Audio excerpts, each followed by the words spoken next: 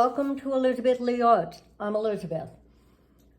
I just wanted to do a quick video to show that you can mix your pigment paste with your mica in order to create different types of effects and order also to change the colors.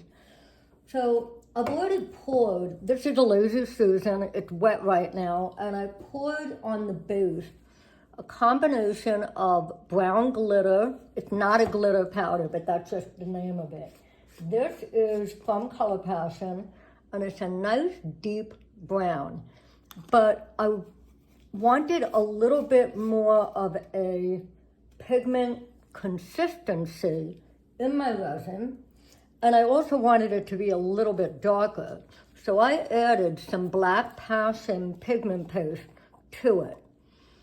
And you can see that there's some, I went over it actually with my palette knife, and you can see like right here, there are different kind of black, a little, not really black, but just darker and lighter showing up in here. So I went over the whole piece, and this is going to be my base layer.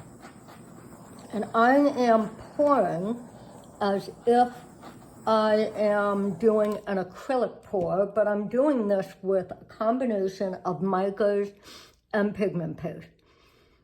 So, again, first layer was a combination of, primarily I used brown glitter, and I used a little bit of Black Passion paste when I mixed the colors. The other colors I'm using are going to be turquoise, which is a powder, all from Color Passion, Aqua Paste, which is a paste. I am using Bronze Passion, which is a beautiful color that looks, it's like a, kind of like a copper, but it's got a little bit of gold in it. It's really pretty.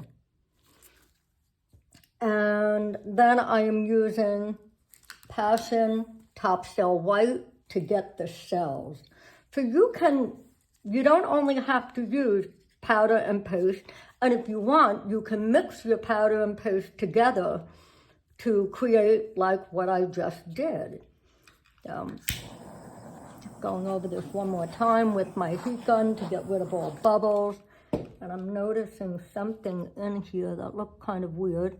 Oh, it looks like I got a little speck of something in there. Okay, so I poured this resin, I don't know, maybe a half hour ago.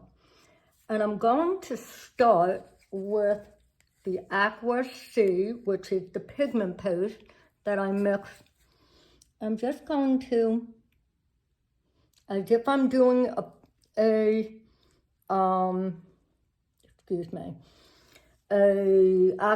acrylic pour. That's what I'm trying to get that effect. Over that, I'm going to pour the turquoise, which is, you know, as with all mica, it has a little bit of a shimmer to it, and it looks a little bit different. I'm pouring it right over it, the same way that I would do any acrylic pour. Next, some white, and this is the Passion Top Cell White.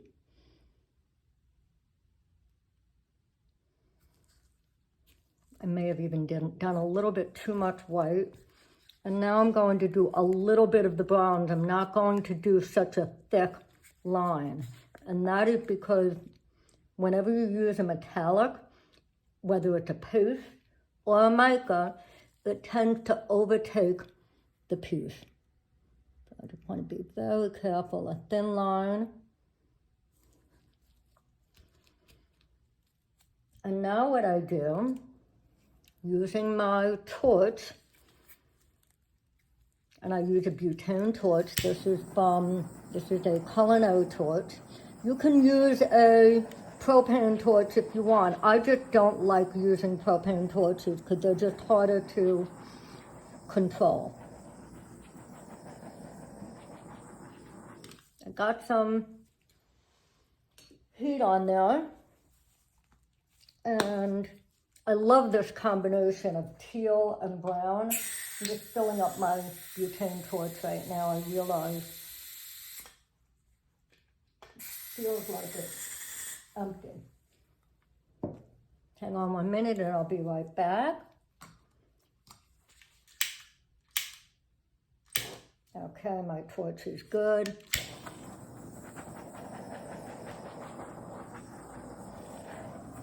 Now, in order to create my design, I am going to use a palette knife. I am not blowing this out yet. I might, but I'm not sure if I need to. And what I mean by blowing out is using my heat gun. The heat gun. And I'm just gonna take the colors and just, I wanna create some cells.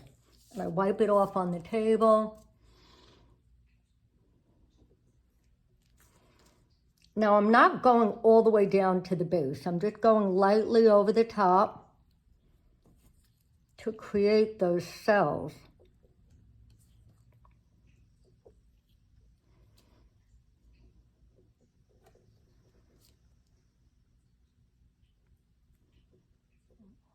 Trying to create a cool design in here. And the cells are starting to show up. So now, going over it again with the torch. Now, a lot of this is going to be elementary. So if you know about resin, you can ignore the things I'm saying. But when you're working with resin, remember something. It is chemicals. So when you're working with chemicals and you combine things and you add heat, you're going to have different chemical reactions. And for this, now we've got some really cool cells showing up, and that's because we've added heat. Heat causes chemical reactions.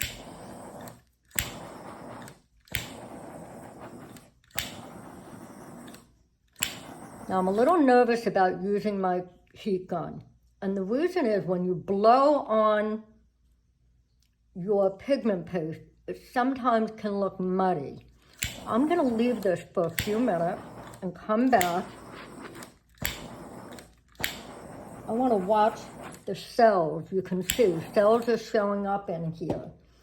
And that really, it's just the combination of the paste and the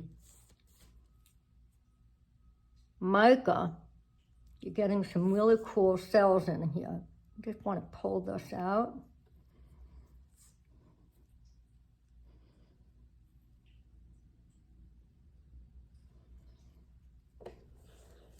It's just turning out really pretty. I just want a lot of definition. I don't want this to look muddy.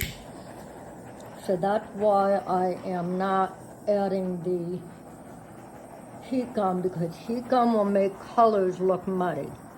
Well, it can, not all the time, but sometimes. So I'm just liking it this way, and I'll decide in a few minutes if I want to add heat from the heat gun as well. You can see I'm just using my heat gun to open up the cells and create that cool cell effect. A word of caution, when you use white, whatever pigment you use, it could be white mica, it could be white, especially pigment paste. Be careful when you use a torch on it, because when you do, you can get some burned areas. It can get burned. So just be careful that you don't go over it too heavy. I'm gonna just pick it up and see if I can get this to move a little.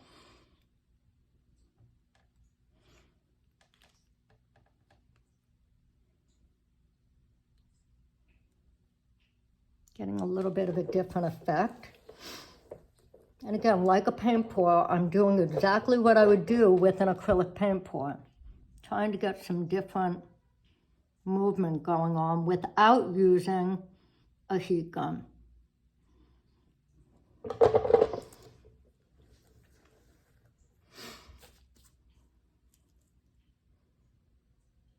This is looking really pretty. I don't have a lot more time to work. It's been probably 40 minutes or so since I mixed the resin. So I'm using JDiction high gloss epoxy resin, and I get anywhere from 40 minutes to an hour out of it. Now that I did my movement, I'm going to try this a little bit more now that everything's starting to cool off a little. I'm going to open up some of the white a little bit, try and get some more cells going on.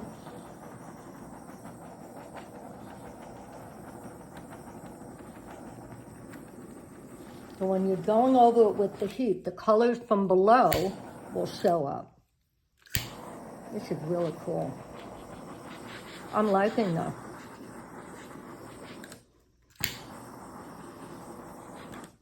No heat gun needed. I think I'm going to keep it the way it is. I just don't like that little piece of white in there. The only thing I see over here, I may want to pull this out just a little bit.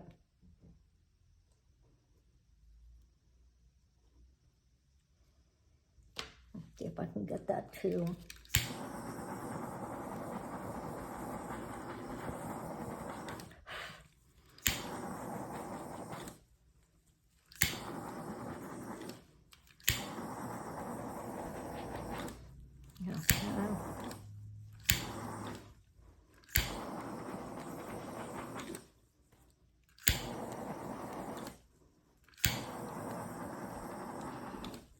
This is really beautiful.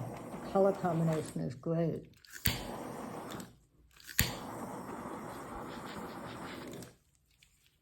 Now let me see what happens over here to see if I'm getting enough of the cells showing up.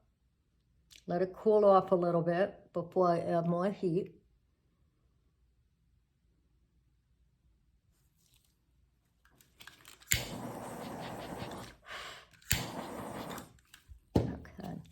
Yes, there's smoke. Smoke does happen. You're adding heat, you're using a torch. And now I can see it's getting a little bit too thick to really do much more movement. I think I'm going to leave it. And we're done. This looks really cool. Just going over some of the edges of the colors to blend it a little bit with the heat. Get a little bit more cells going on, and that's it. Once I'm happy with the effects that I got, I am going to let it sit for probably 24 hours. And then I can, at least 24 hours, and then I put a clear coat over it, which will, if there are any burn marks on it, it'll get rid of those burn marks. And that's it. So we've used a combination of micas and pigment paste in order to create kind of like a paint pour type of a look without using a heat gun. I'm very happy with the way this turned out. So thanks for joining my short video today. And please subscribe to my YouTube channel. And also follow me on Instagram. Look forward to seeing you again, and happy resining. Bye-bye.